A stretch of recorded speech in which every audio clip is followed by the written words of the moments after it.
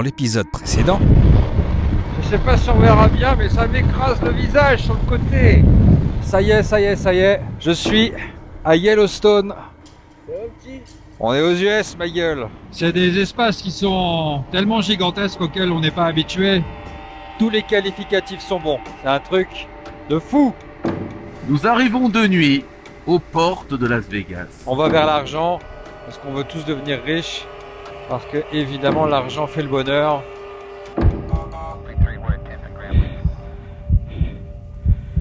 Putain, ah ouais.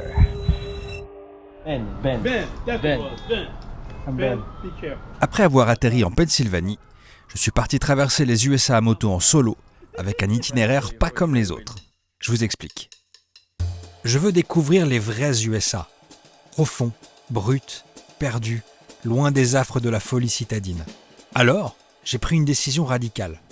Ayant fait mes premiers voyages en France, je vais me servir des contours de l'Hexagone comme d'un véritable guide. Et mes calculs sont plutôt intéressants, car le côté Est devrait m'emmener là où je n'aurais jamais pensé me rendre, et l'Ouest, quant à lui, devrait normalement m'offrir une énorme dose de spectacle. Une fois dans le Sud, je passerai par le Nouveau-Mexique et le Texas profond, pour ensuite terminer l'aventure au cœur de la Louisiane à la Nouvelle-Orléans, temple de l'héritage français. Rendez-vous à la toute fin après 16 000 km, pour découvrir grâce à l'application Liberty Rider qui enregistre mes trajets, si j'ai réussi ou pas à tracer la France aux USA.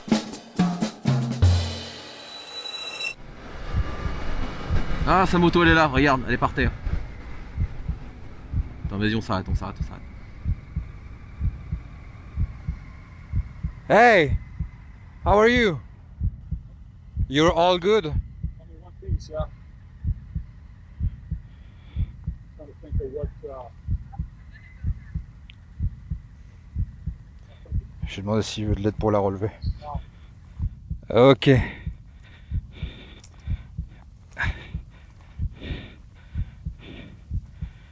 Putain, ah ouais.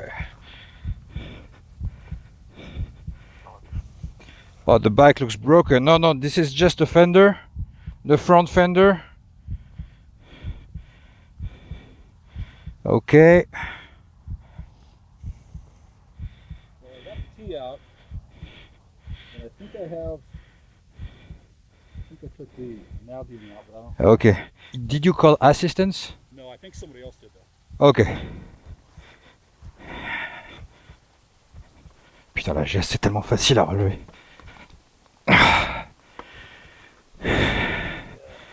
What a mess! Do you have a side stand? Yes, I saw it. Yeah. Ok. Ce pauvre monsieur dont nous n'avons jamais su le nom était complètement sonné. Wow! Et étant donné le triste spectacle derrière lui, You tried to go off-road? on le comprend. Wow. Look at the front wheel. Wow. La fourche de sa moto était complètement cassée. Et vu l'état général du véhicule, il était miraculeux qu'il tienne debout, avec seulement quelques égratignures. It's not working. We better put a stone under this. Can you just hold it? It's okay? Je lui avais plusieurs fois demandé comment c'était arrivé, mais visiblement, I found a stone. il n'était pas du tout en état de se souvenir de quoi que ce soit. Okay, let's try it. Okay. Mais la question qui subsistait était comment est-ce qu'il s'est retrouvé ici, au bord de la route? All right. Do you feel good? En tout cas, Just shocked? je pense qu'il peut remercier le ciel d'avoir fini sa course dans les ronces.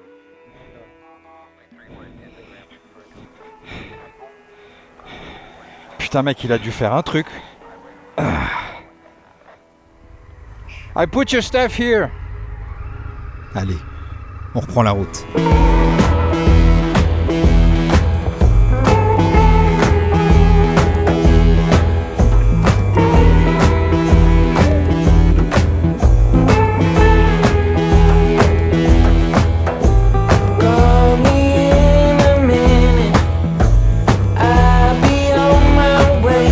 Alors juste pour info, pour les personnes qui vont regarder cette vidéo, qui ne font pas de moto ou qui en font, il y a un signal que tous les motards font, en tout cas ceux qui connaissent ce signal le font en cas de danger.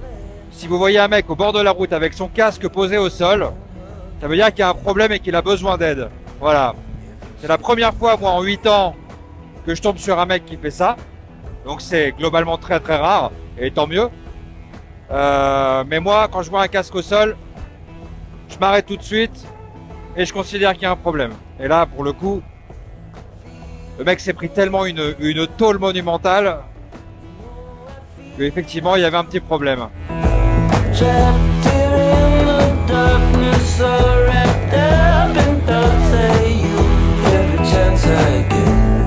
On va à Los Angeles ? On va à Los Angeles. Ouais, mais ça, c'est plutôt du côté de la Lozère. Non, c'est pas loin de... Ah, c'est à côté de Los Angeles, dans le nord. Il y a vraiment un patelin qui s'appelle Los Angeles dans le nord. Ah ouais, Los, L-O-O-S, plus loin. G-O-H-E-L. Los Angeles. Là, vous êtes trop forts, les gars.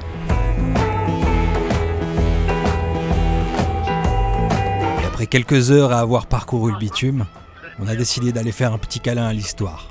Attends. Écoute. Attends, là, est-ce que tu es en train de te rendre compte que derrière cette ligne qui est devant nous, ici, là, tu la vois cette ligne ? Oui, monsieur. C'est la route 66. Celle-là, là. Ouais.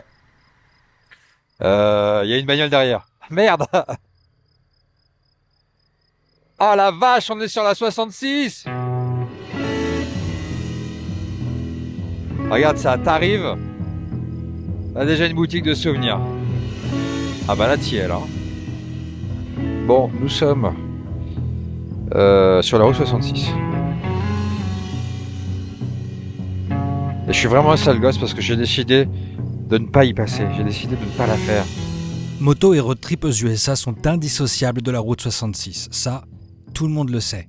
Mais l'idée de ce voyage était finalement très simple. Je ne voulais pas tout réduire à cette route. Je souhaitais aller voir au-delà du symbole, du mythe. Et finalement, y venir comme ça, un petit peu par hasard, sans que ce soit calculé, juste pour passer une tête, c'était parfait.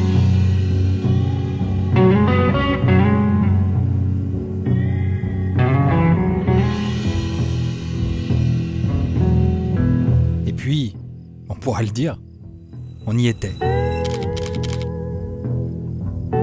Je ne peux pas dire que ça ne m'a pas fait quelque chose de passer par ici. Allez, petit virage. Franchement, j'espère qu'il y a quelqu'un au bout, parce que ça va pas me faire rire s'il y a personne. Putain, mais il n'y a pas de lumière, il n'y a rien. C'est à se demander s'il y a vraiment quelqu'un. Oui, il me dit 440 mètres, tu vois. J'ai vu de la lumière. Ah ouais, ok, c'est là. Malheureusement, le coucher de soleil au Grand Canyon étant bien raté, le logement le plus proche que nous ayons à dispo n'était pas des plus accessibles et n'avait rien de classique.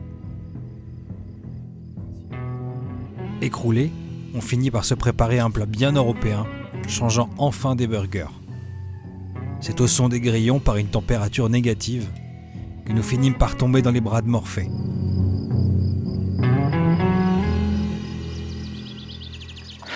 J'en peux plus. Toi non plus. Oui, La route est longue. j'ai vraiment du mal à croire qu'on est en Arizona. Et pourtant on y est. T'as l'impression que ça n'existe pas tellement c'est... On voit ça que dans les films ou dans les séries. Sérieux, mais les distances c'est fou dans ce pays. Ça n'a rien à voir avec les distances européennes. Même quand tu zoomes sur une carte, tu regardes, tu dis « Oh, c'est pas loin, ça doit être 10 minutes. » Non, c'est 2 heures. Tout est à 2 heures. C'est une question d'échelle, on va dire. Ouais. Bon. Si on allait voir le Grand Canyon, Ah ben oui, en même temps, il va pas venir à nous, hein. La température ayant fortement remonté, nous étions prêts à prendre une des plus grandes claques visuelles de notre existence.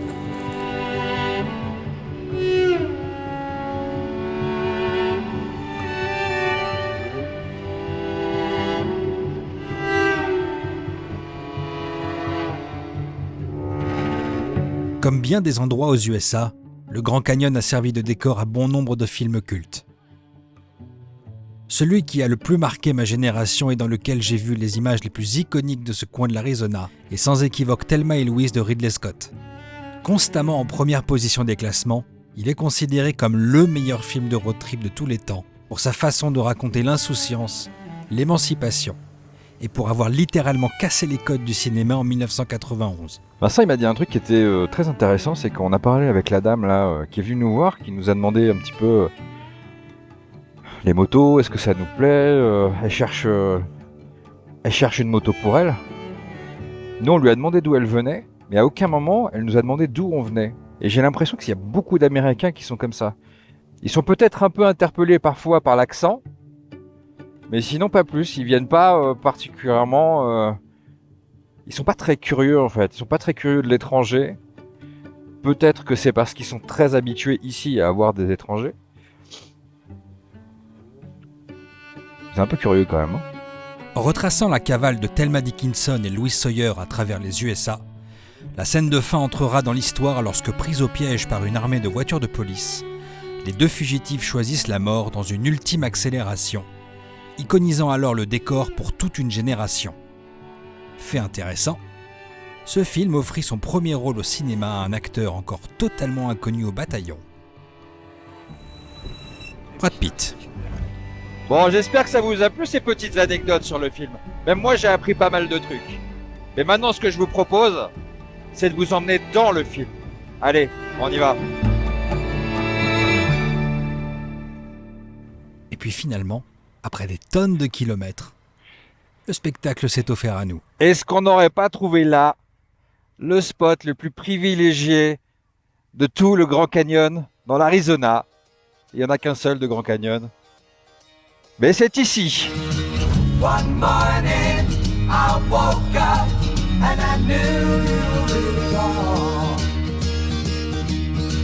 A new day, a new way, and new eyes to see it all. Go your way, I'll go mine, kept on.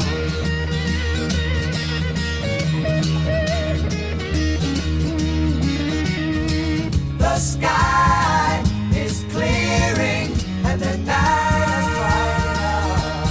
is bright. The sun, he come, the world's all Rejoice. Remarquable pour ses points de vue offerts aux voyageurs, le site est bien connu des géologues. Les magnifiques strates démesurées sont de véritables témoins de l'histoire du continent nord-américain.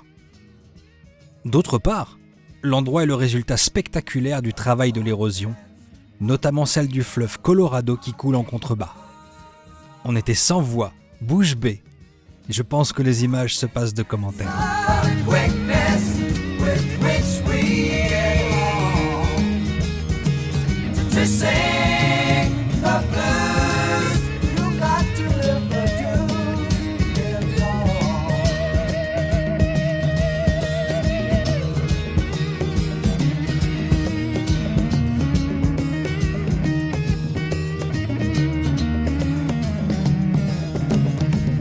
carry on, love is coming. Bon, t'as vu l'heure qu'il est? Oui, je sais. En gros, il nous reste 1h58 pour faire 123 miles pour réussir à choper le coucher du soleil à Monument de Valley. Ça va être chaud, hein? Pas sûr, c'est un beau projet, monsieur. Ouais. Bon, allez, on se traîne pas. Allez, go! Et on y va. Plus tard, alors que nous faisions le plein aux abords de Grey Mountain, le pompiste que je n'ai pas eu le réflexe de filmer me dit avec un fort accent portoricain « Vous êtes français ? C'est génial !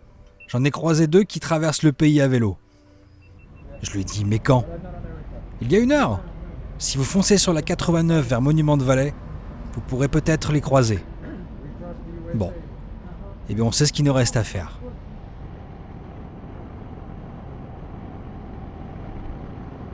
Et puis... Are you the Frenchman? Je suis français aussi. On est français tous les deux. Oh, désolé, on te coupe dans ton voyage. C'est vrai? Excellent. En fait, on était à la station essence il y a... je sais pas, 20 minutes. Et le pompiste, il nous dit, ouais, il y a un Français qui est là avec son vélo, avec un autre gars. Et incroyable, génial. Il faut dire que la probabilité de croiser ces deux Français ici, en plein milieu de l'Ouest américain, était particulièrement faible, voire inexistante. La surprise était palpable. Originaire du Pays Basque, Gwenaël Breton, ça ne s'invente pas, est un ancien militaire marqué au fer rouge par la guerre. Et plutôt que de se laisser sombrer dans le mal, il a décidé de faire du reste de sa vie une thérapie par le voyage. Ici, il parcourt les USA pendant 6 mois à vélo, avec son tout jeune fils dans le but de soutenir les blessés au combat, au travers de son association, les Gueules Cassées. Il avait un véhicule hors du commun, mélange entre vélo couché et tricycle pour lequel il avait tout fait lui-même, un bijou 100% artisanal. Vous imaginez à quel point cette rencontre m'a ravi. On échange les contacts, mais ayant encore beaucoup de routes de leur côté comme du nôtre, il a fallu ne pas trop s'attarder. Faire le tour du monde avec son père, à vélo. Ouais. Ça vaut toutes les écoles du monde. Il n'y a pas de diplôme qui t'apprendra à ça. Le diplôme t'apprend à obéir, t'apprend à retenir des choses, à appliquer des choses. Et ça t'apprend pas à vivre. Ah non, clairement. Il t'apprendra jamais à vivre, il t'apprendra jamais l'altérité, il t'apprendra jamais à voir ce qui se passe ailleurs que chez toi. Tout ça, il n'y a que dans le voyage que tu peux savoir ça.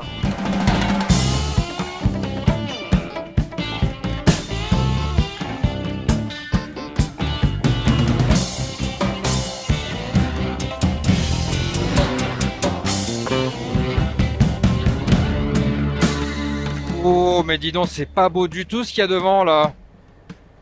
Bon, il pleut. Il pleut. C'est pas une tornade, c'est une forte pluie. Non, c'est de la pluie. Mais bon, là, faut pas y aller non équipé, quoi. Ben, on va se taper 50 bornes. Enfin, il me dit 35 minutes. Et on va arriver pile le moment où tout sera couché. Allez, viens, on va à l'hôtel. On a 0,6 miles à faire. Ah ouais, d'accord. Donc, le truc que tu traverses, il est là-bas, quoi. Allez, go. Bon, les amis, on n'a pas réussi notre truc. Le soleil vient de disparaître.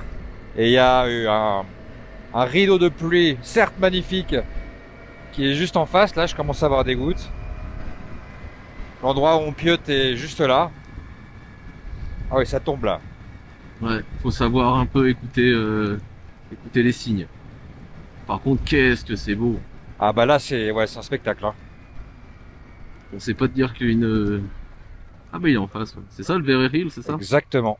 Ah, c'est génial. Faut savoir s'écouter un petit peu.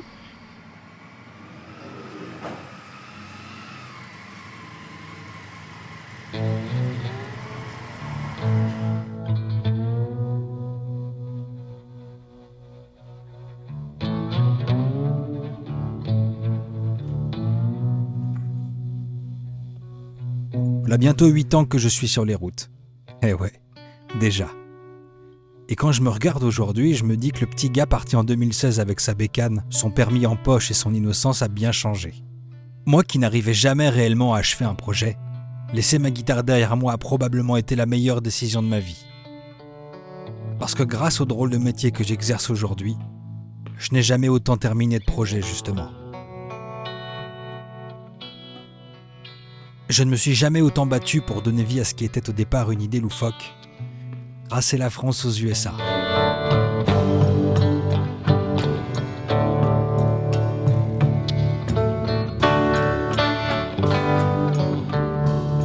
L'acharnement, l'obsession de bien faire sont les ingrédients de base.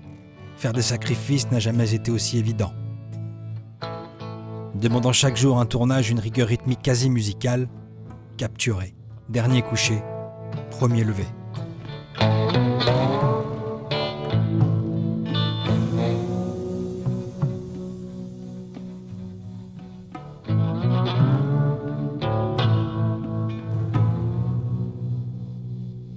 Premier levé. Est-ce que tu crois qu'on est enfin prêt à aller voir Monument Valley? Monument de Vallée nous attend. Bon, alors on est chaud, on démarre. 3, 2, 1, c'est parti. Allez, Go. c'est parti mon cousin. C'est parti. Je réalise pas du tout qu'on est là. C'est assez dingue. Et je sais que je me rendrai compte que quand je serai rentré à la maison et que je vais commencer à monter les images. Allez, on est chaud. On y va! Eh oui! Le réalisateur John Ford a découvert la région dans les années 30 et a commencé à y tourner des westerns, offrant alors au paysage une publicité au point de devenir la définition pure et simple de l'image de l'Ouest américain dans le monde. On se souvient encore de la mythique scène de Forrest Gump qui décide de s'arrêter de courir. Pourtant, Monument de Valley est magistralement illustré dans d'autres films comme Retour vers le futur 3 du même réalisateur, Bonjour les vacances de Harold Ramis, Easy Rider de Dennis Hopper et mon préféré, la ballade de Buster Scruggs des frères Coen. Eh! Regarde! Regarde en face, c'est Monument Valley! Plusieurs familles autochtones, des Navajos apparentés aux Apaches qui y vivent à l'année, demandent aux visiteurs de respecter leur vie privée et de rester sur les routes balisées, afin de garder leur tranquillité. Écoute, Brésina c'est pareil. Ils ont même copié ça. Ah, c'est la même. Ah, ils ont même copié ça. Ils sont fous, hein. Ah, ils sont forts ces Algériens.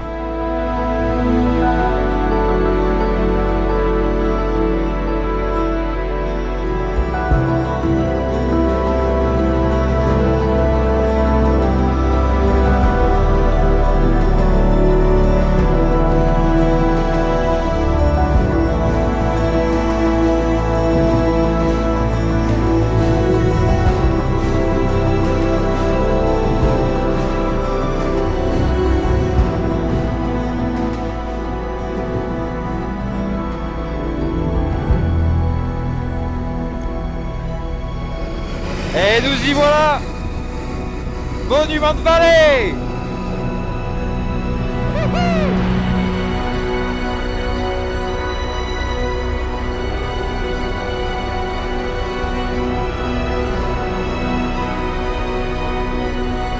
Regarde-moi ce truc de fou! Il y a tellement de vent que je peux pas me rester debout sur la moto.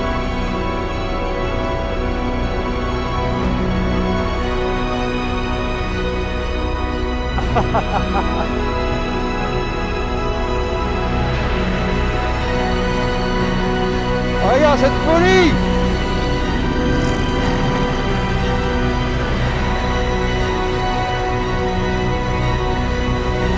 Ah là là là là!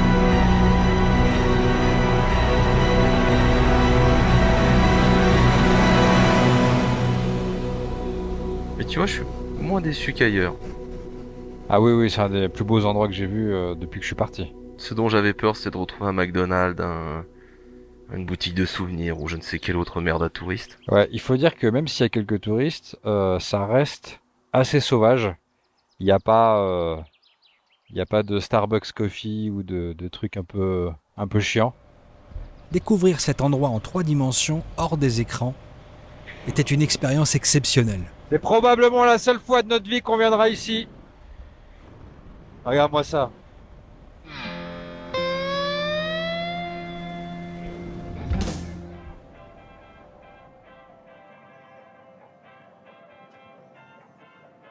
Attention, anecdote croustillante.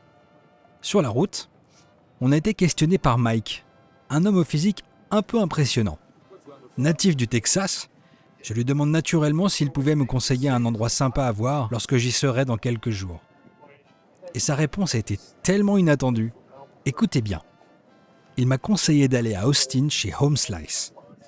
Et selon ses mots, c'est exactement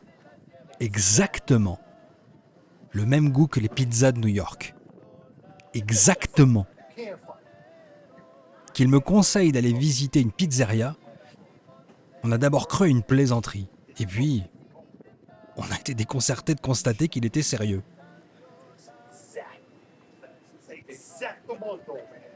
Au moins, ça aura eu le mérite de nous faire rire toute la soirée. Le soir, épuisés après 5 heures de route, nous finirons notre course à Phoenix. jardín del corazón, semillas y semillas, las semillas del sol, difunden flor y canto para alegrar cada... Et pour la première fois, nous serons enfin invités à dormir dans un foyer américain. Bon, on est arrivé à Phoenix. On va voir Mister Olivier, un ami français de longue date de Vincent. Donc on a hâte, on arrive dans quelques minutes.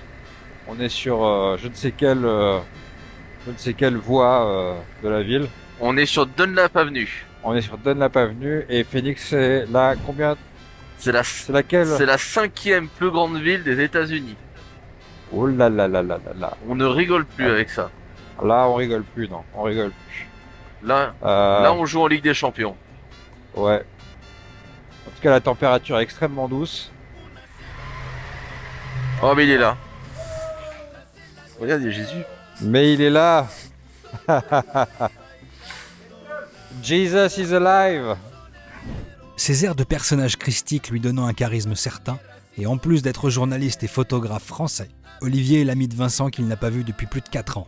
Tombé amoureux d'une native américaine, il a décidé d'épouser la vie aux USA sans condition quelques années plus tôt. On veut du pinard. Mordu de moto, il a trouvé son équilibre ici à Phoenix entre couple, travail, paysage et custom culture. Et faire un arrêt ici serait aussi l'occasion pour moi de m'accorder quelques jours de pause. del jardinero.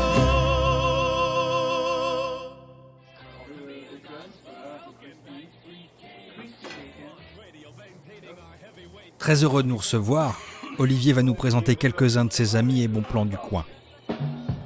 Bon, on est jeudi, on est à Phoenix en Arizona. On a dormi chez Olivier qui nous a fait manger des trucs. C'était juste de la vraie bouffe en fait, c'était trop agréable. Des pommes de terre, du poulet, du petit saucisson. Non voilà, on était bien, on était très bien.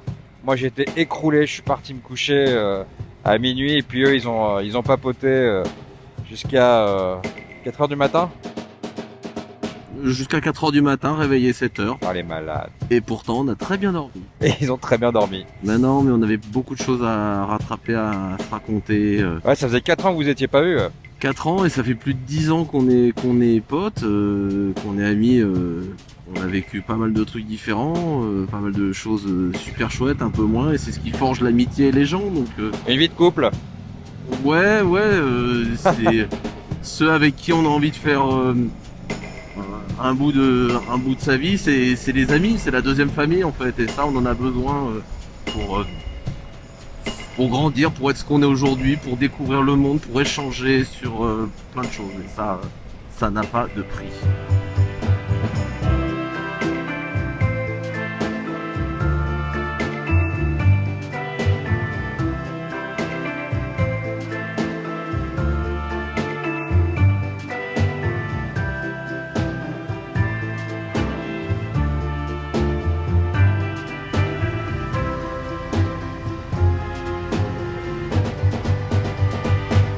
Et quoi de plus cocasse pour commencer qu'une boulangerie? Eh oui. nous attend à l'intérieur. Bonjour. How are you? Good, how are you doing? What's your name? I'm Abby. Ben. Nice to meet you. Natas est un franco-suisse exilé depuis un long moment. Ex-banquier, ne se retrouvant plus dans le métier des finances, il décide de s'envoler pour les US pour se lancer dans la confection de pain et de viennoiserie en partant de zéro. Après des années de travail, il possède sa propre boulangerie en plein milieu de l'Arizona. Moi, je trouve que ça force le respect. Et donc j'ai cette superbe baguette, le mec il rentre, il me dit vous avez pas de la baguette française? Je suis là, je fais elle est là quoi. Non mais pas ça, ça c'est pas du pain français ça, tu vois. Le mec il non blanche, je suis là, je me gratte la tête, je lui dis est-ce qu'il me parle de pain viennois et tout, je lui montre une photo de pain viennois, non pas ça et tout. Le mec se barre. Après il m'envoie un message odieux. Le pain était j'ai jamais vu une sous-qualité pareille. Ok, je l'ai rappelé. Et après, je me suis rendu compte que le type voulait le pain de supermarché. Le Harris? Non, non, la Ah, baguette la mousse, quoi. blanche, un Ouais. peu, tu vois. Et je me suis dit, ouais, bah tiens, on va essayer. Et tac, c'était tout de suite ça qu'il voulait. Donc en fait, je fais la même baguette. Et d'ailleurs, en fait, c'est pas mauvais non plus. Et que je cuis dans des gouttières comme ça, au lieu de les cuire dans le four à sol. Et donc, ils ont les deux catégories. Une que j'appelle la classique et une que j'appelle la tradition. Et puis, le petit plaisir arriva. Oh, le chialet.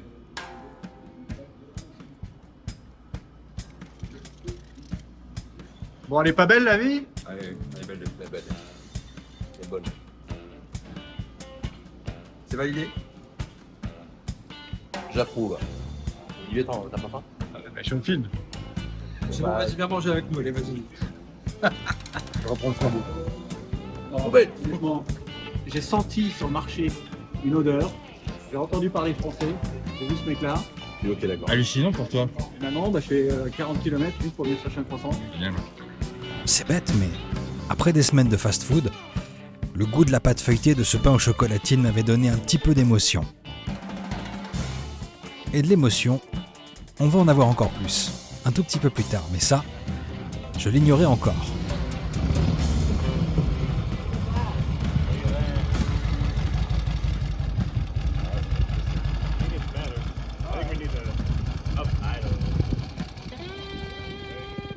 Voici Jason Sims.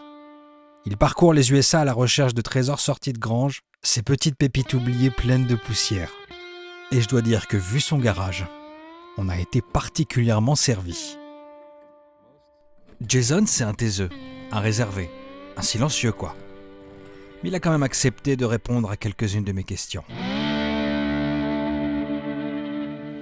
My name is Jason Sims. I'm here in Apache Junction, Arizona, and we're hanging out here in my shop this afternoon with my dog here, Gus. You know, I grew up in the motorcycle world very young. My grandfather, who was actually one of my father figures, because I didn't have a father in the household, he pretty much raised me, and he was into motorcycles. And at the small age of 3-4 years old did I get into motorcycles. Got my first motorcycle at the age of 4. Traveled the world with my grandfather on the back of his motorcycle, till I was old enough to get on my own. Got one of my first real road bikes at the age of 12, and really just never kind of looked back on that. Now it's a little different for me now. I love the old antique bikes. I love the old vintage iron, usually pre-war stuff, pre-1943 is really my passion and my hobby. And I just love riding these things, working on them, and going across the country on them. I can remember my very first ride on a motorcycle. I was super, super excited to get the bike itself. It was a surprise from my grandfather. I remember him taking me to this field and me walking around the side of the car and seeing a motorcycle there, and I knew exactly then that thing was for me. And I was on thing, and he was trying to show me how to ride it, but I already know because I'd been paying attention to every time I was on a motorcycle with him, so I didn't really need a whole lot of instruction. But I was such a young kid at 4 or 5 years old. There had to be some little instruction there. I remember getting on that thing, and he said, "I'm just going to ride on the back until you get comfortable." He literally rode on the back of that motorcycle for like 2 seconds, and I was on it. And I didn't get off that thing till I ran out of gas. I only got off it long enough to put another tank of gas in the thing, and I was off again. And from then, I burned tens of thousands of gallons of tanks, of gas. And to me, that's what it is. It's one gas tank at a time, going from here to there, and just living one gas tank at a time. Nice. What do you love in your country? I love America. I'm all about the USA.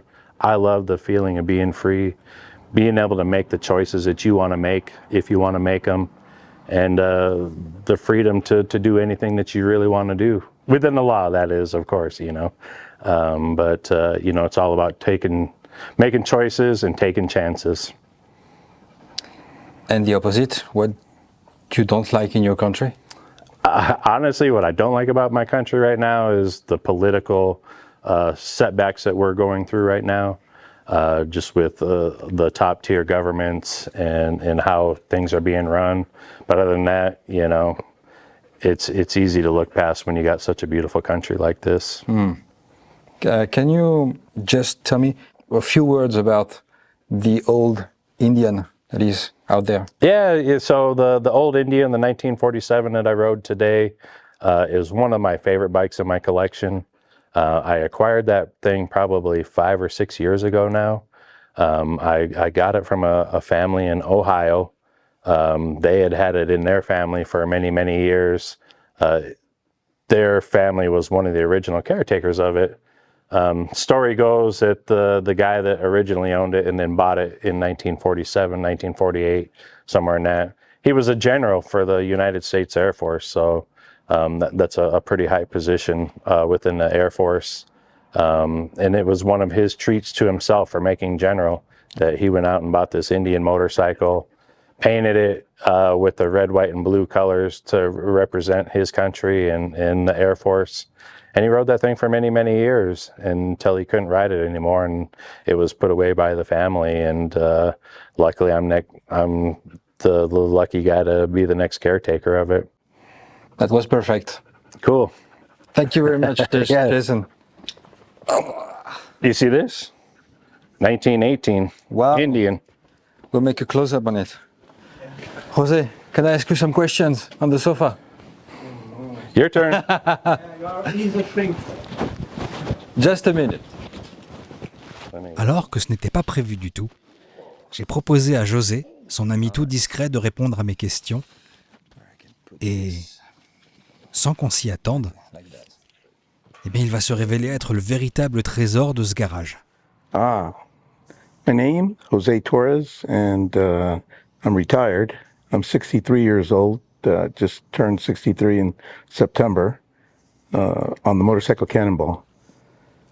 And what I'm doing now, I'm just traveling the countryside with Jason Sims, hanging out, and enjoying my life. For so long, I worked and I worked and I worked, and I took care of everyone else. And now I'm experiencing what it is to actually enjoy life and take care of myself. But I find that even when I do that, I still help people because it's in my nature. I always have to help someone. And I take very good care of my friends. And I'm just enjoying my life. So, what was your life being a sheriff? I was a deputy sheriff for 32 years, and I just retired. I always tell everybody it was Jason Sims who, the reason I'm retired is because he said, "Hey, do you want to come to Sturgis? Have you ever been to Sturgis?" I said, "No, I've never been." He says, "Oh, you need to come with me. I'm going to show you a good time." And I said, "Oh, I have to see if I can get 2 weeks off." So I went in, talked to my captain. He said, "You go, I need you back." And the next morning I came in and they denied my leave. The chief said, no, we were too short-handed. So I resigned and called up Jason. He was like, "What? All right, we're going to Sturgis." So that was the first Sturgis. And then we just recently went to Sturgis again. And I've had a blast riding my antique bike. I took up some roping about a year ago at Will Rogers Museum, walked in there and the cowboys were doing some trick roping. I thought, I want to try that. So I picked it up. It's been a year and I'm amazed at how good I've actually gotten, with that rope. And I'll just keep practicing. A lot of people seem to love it and I enjoy doing it for them. So, what do you love about your country? Well, I love the fact that I grew up poor. I'm talking dirt poor, had nothing. And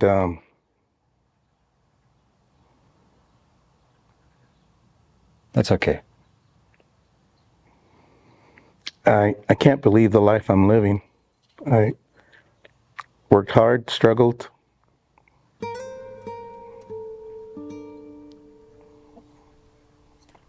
But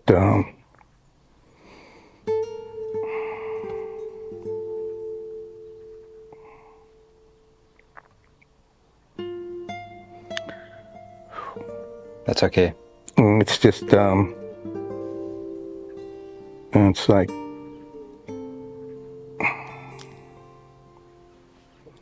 the way people don't help people. I mean,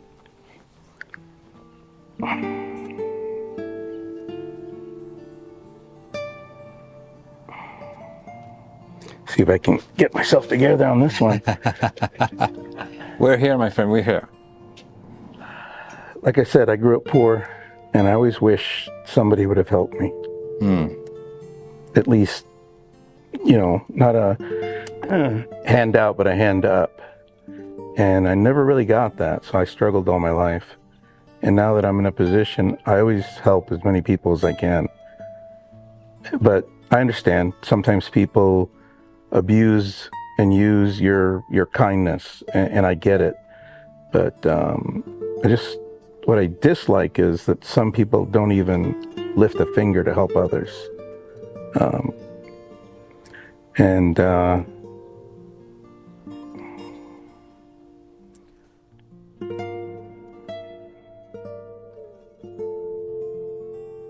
José avait rempli la pièce, l'espace de son aura témoignant de la taille démesurée de son cœur.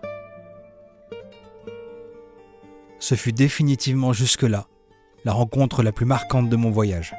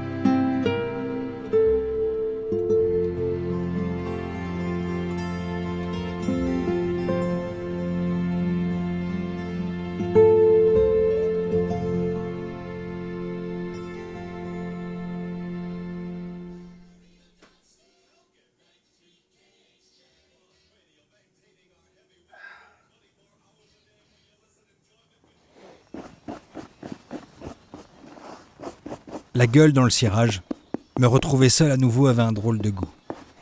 Parti pour du boulot, Olivier m'a très gentiment confié ses clés quelques jours pour que je puisse me reposer un peu. Et honnêtement, je crois que j'en avais bien besoin. Quant à Vincent, c'est la tête pleine d'images qu'il s'est envolé pour la France aux aurores. Quelle aventure, n'empêche. J'espère que cette parenthèse aura pu, ne serait-ce qu'une poignée de minutes, apaiser la perte de son grand-père. Marqué par José, j'ai senti en lui le témoin d'une liberté payée au prix fort, de la rupture du lien social et d'une société à l'indifférence totale. I don't expect any help. I mean, there's people that live here that would probably feed me, but I know where to get food at 5 different food banks. And I have enough church friends so that I could be okay. But if I didn't have this roof over my head and have it paid for, I would still be working. Because no, there's no system to take care of people here. Poor people. If you have money, you can pay to be taken care of. You know, but if you're living paycheck to paycheck, then you're just on your own. Why did you choose to spend your whole life helping others? I really believe that that's what God told me I was supposed to do. J'ai souvent entendu ces choses sur les États-Unis. Et parfois, on se dit que c'est un peu exagéré. Mais plus j'avance, plus j'ai l'impression que c'est pire que ce que j'imaginais. Et Valérie, la voisine avec qui j'ai sympathisé ici, n'a pas été particulièrement enthousiaste à ce sujet. Tu m'étonnes. Après avoir été assistante sociale pendant plus de 40 ans. Donc j'ai ça, un drapeau américain. Je vais l'attacher devant, pas par fanatisme, mais parce qu'on me l'a offert à la sortie d'un supermarché.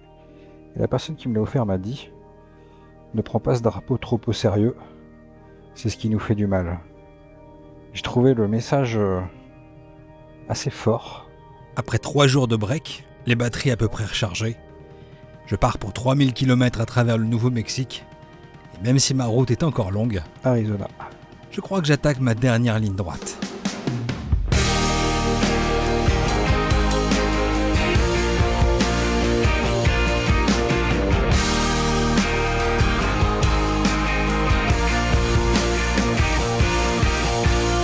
Alors je m'y attendais pas du tout, mais je suis en train de traverser un parc national, le parc Apache, qui est magnifique. Je viens de croiser quelques motards et il y a un truc que j'ai quasiment pas vu depuis que j'ai mis mes roues sur le sol américain. Ce sont des virages. C'est ultra plaisant. J'avoue que ça me manquait un peu, mais là, quand je vois ce qui arrive, c'est que du plaisir.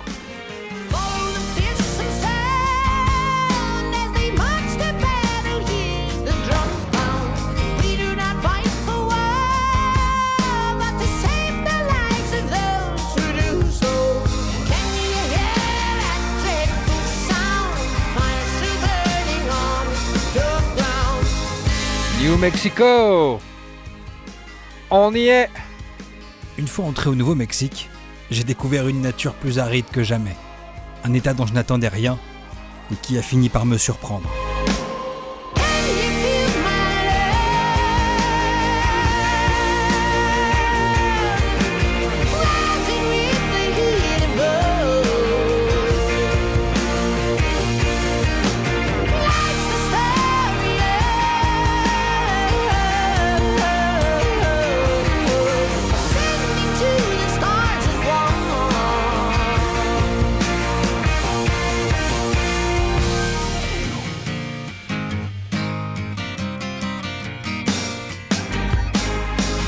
Et il y a un endroit que je voulais absolument voir. Et voilà l'observatoire que j'aperçois au loin. J'espère que c'est vraiment ça, que c'est pas un McDo, sinon je me gourre. Situé à 2200 mètres d'altitude et composé de 27 antennes paraboliques, chacune est large de 25 mètres, se déplaçant alors sur des voies de chemin de fer. Les signaux de chaque récepteur étant transmis à un site central où ils sont tous combinés. L'image haute résolution obtenue équivaut à celle d'un très grand radiotélescope. Le film Contact de Robert Zemeckis raconte l'histoire du docteur Eli Arroway, joué par la francophone Jodie Foster. Scientifique talentueuse et spécialiste en astronomie et radiotélécommunications dont le programme de recherche est menacé de fermeture, Ellie capte un soir d'été un signal provenant d'une étoile à 26 années-lumière de la Terre. Le message reçu contenant des dessins très techniques, un milliardaire se charge de les analyser de manière tridimensionnelle et en informe Ellie qui expose alors les résultats au gouvernement. Il s'agit de plans de construction d'une capsule spatiale monumentale et complexe, pensée pour un seul homme. Et c'est ici où je me trouve que le film a été tourné. Regarde-moi cette beauté.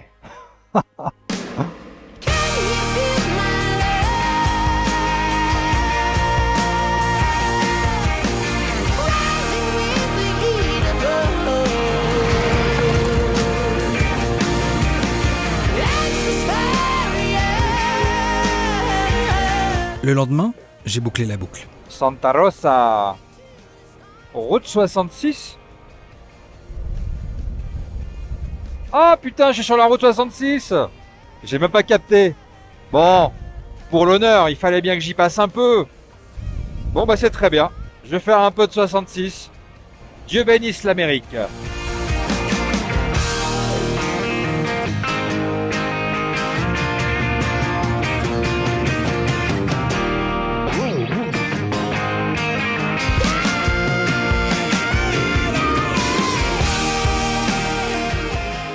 Puis, je dois être honnête, j'ai vu les extraterrestres. Enfin, j'ai espéré les voir. La ville de Roswell n'est pas plus belle qu'une autre, mais possède une particularité. Elle est connue pour avoir été le lieu d'un hypothétique écrasement d'OVNI en 1947, même si le site d'impact présumé se situe à 120 km de la ville elle-même. Alien Zone. Alimentant de nombreux fantasmes, cet événement deviendra le premier auquel on pense aujourd'hui, lorsque l'on évoque les invasions extraterrestres dans la culture populaire. Il y avait un côté carton-pâte, cheap et touristique fascinant de déception. Ah, je suis au Texas. Je suis au Texas. Plus tard, je finirai dans la petite ville de Brownfield, peuplé de seulement 8000 habitants où, à part la fermeture récente de Walmart, il semble ne se passer absolument rien. Je suis vraiment dans des tout petits patelins, des tout petits villages, des trucs perdus, c'est l'Amérique des oubliés et c'est ce que je cherchais, c'était ce que je voulais. Au petit matin, j'ai pris la route pour mon tout dernier sprint. Je suis passé à Dallas, notamment dans une rue particulière. C'est incroyable. Le bâtiment qui est juste là, c'est de ce bâtiment d'où a tiré le tueur de JF Kennedy. Et puis j'ai foncé jusqu'à Houston. Direction Houston. J'y ai trouvé l'hospitalité chez un Français, et comme prévu, j'ai bien mangé. Le lendemain, Thomas m'a proposé de voir mon premier match de NBA. C'était pas forcément mon idée de l'aventure, mais je me suis amusé. On a visité Houston, on s'est dit au revoir et j'ai repris ma route.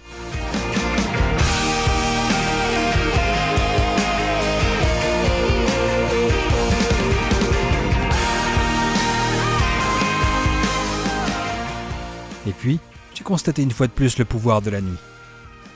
Hideuse le jour, une simple usine peut devenir belle comme pas permis lorsqu'elle revêt son manteau de nuit. Et puis, finalement, je suis arrivé en Louisiane. J'ai découvert le bayou. J'ai vu des grosses bestioles. C'était dingue. J'ai vu mes premiers panneaux écrits en français. J'ai expérimenté l'humidité ambiante. J'ai encore tracé des kilomètres. Encore et encore. Et puis, je suis arrivé à destination.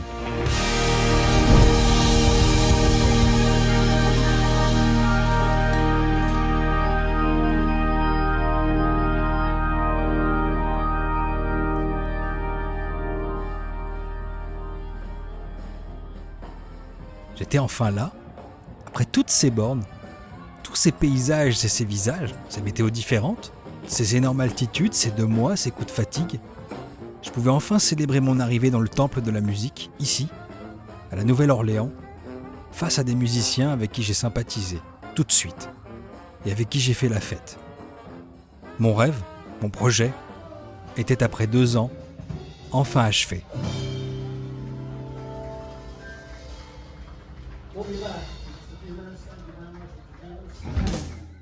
Non, je déconne. En réalité, ça s'est pas du tout déroulé comme ça. On va faire une petite marche arrière.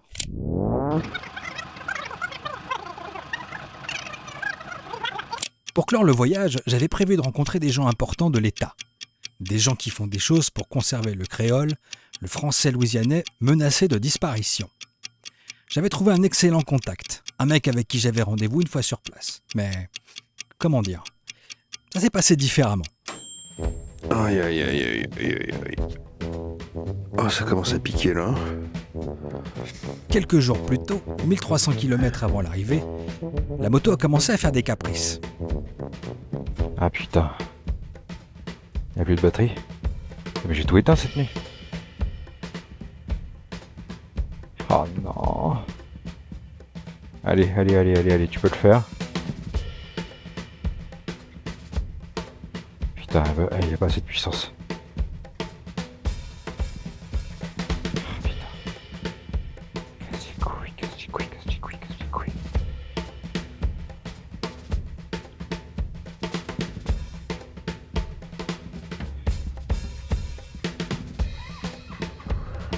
Oh le miracle. Pour recommencer un peu plus tard. Écoute, je sais pas, j'ai un problème de batterie là, je suis en train de démonter, je vais regarder ce que c'est. J'espère que c'est pas bien grave. J'ai pu enfin repartir, faire quelques centaines de kilomètres, et puis elle a encore recommencé. Bon, la moto s'allume plus. D'un coup là, comme ça, je sais pas pourquoi. Putain, qu'est-ce que c'est que ce bordel? Heureusement cette fois, je serai aidé d'un sauveur.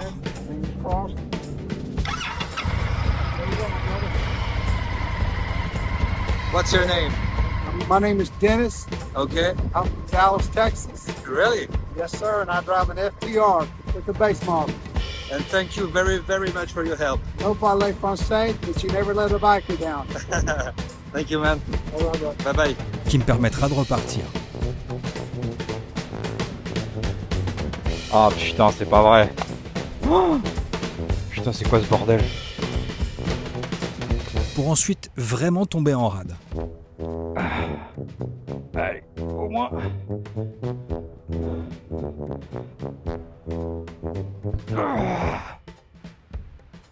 Je passe alors au moins 2 heures à tenter de comprendre ce qui se passe. Batterie ok, fusible ok, mais la moto ne voulait rien comprendre. We'll have to get them. I'll see if we can help you get them like that. Man. Thank you, man. Yeah. Thank you. I'll be back. I'll be back on way. Ok, thank you. Je démonte mes phares après avoir inspecté le câblage et j'ai finalement compris que c'était une de mes soudures qui mettait la batterie en défaut. Alors je débranche tout et je repars. Il a pas de gants et du coup pas de casque non plus. Mais c'est normal, tout va bien. Ah, il a pas de pot d'échappement non plus, ça c'est normal aussi. Pendant que je passe par Dallas et Houston, le voyant d'urgence s'allume de façon aléatoire. Ouh. Je suis en train de m'éteindre. Mon stress monte mais je finis par arriver en Louisiane. Et puis, le mec que je devais voir, le fameux qui devait me faire rencontrer plein de monde, celui qui devait me permettre de terminer le voyage en beauté, eh bien, plus de nouvelles. Zéro, niet, nada. Alors j'attends. 1 jour, 2 jours, me disant naïvement qu'il allait peut-être me répondre. Et puis, toujours rien. Et là, je commence à me dire que je me suis fait avoir. Coincé entre fatigue et amertume, je décide de jeter l'éponge et je me prépare à rentrer à Philadelphie.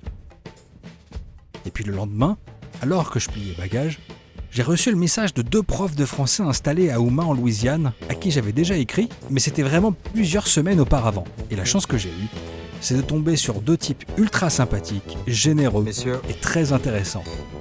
L'un d'eux m'a même invité à dormir chez lui. On a bu des coups, on a joué de la guitare, bref, c'était top, c'était parfait. Et puis, ils m'ont même mis en contact avec un musicien, un vrai Louisianais, qui m'a offert un peu de son temps.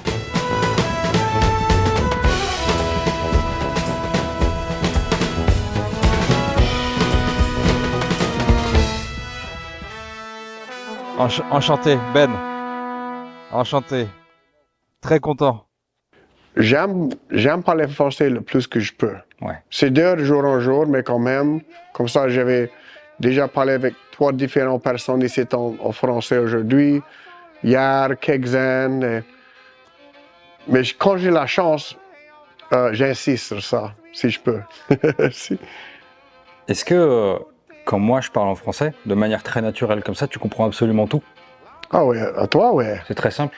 Oui, parce que à moi, c'est comme la musique. C'est une langue assez universelle si tu parles français de la France, ou français de Louisiane, ou français de Canada, ou français de Martinique, ou français de n'importe où. Il y a autant de dialectes, mais on peut toujours se comprendre. Même ici en Louisiane, il y a plusieurs dialectes juste dans cette paroisse-là. Qu'est-ce que tu aimes à propos de ton pays? De vivre dans la Louisiane, c'est spécial.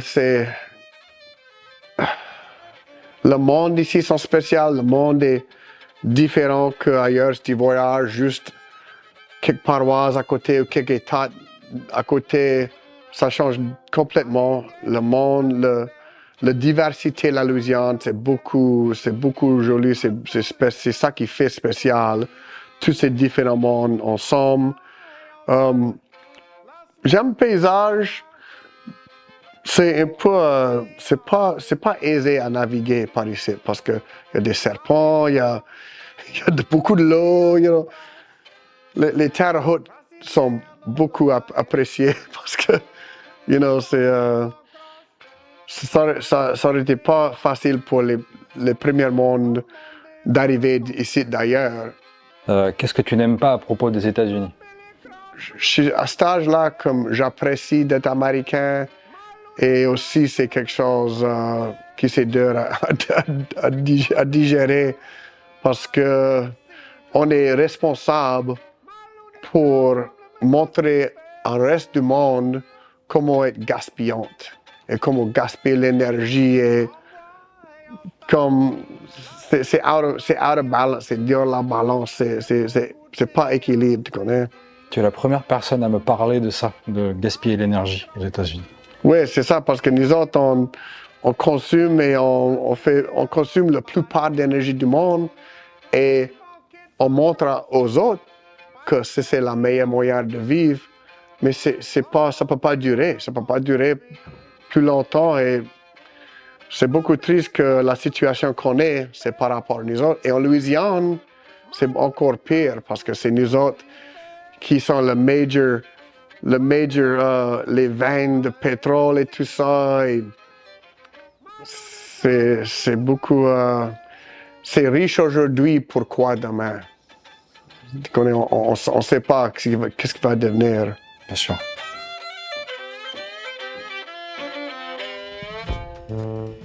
Ok, c'est bon.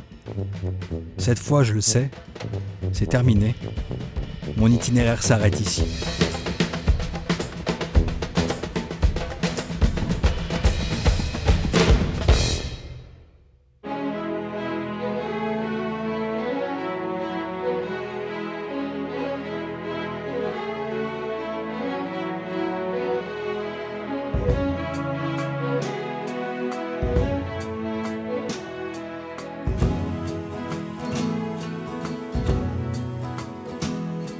I hauled myself a battered ditch, built me an ark, go for wood and pitch, sat down by the roadside and waited on the rain. I am the hunter of invisible game.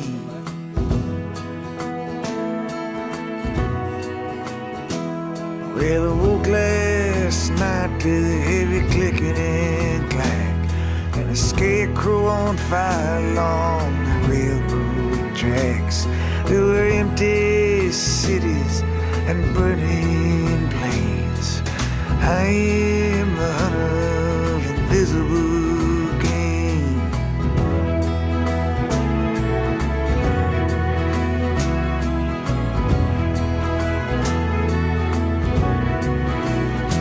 We all come up a little short and we go down hard. These days I spend my time skipping through the dark.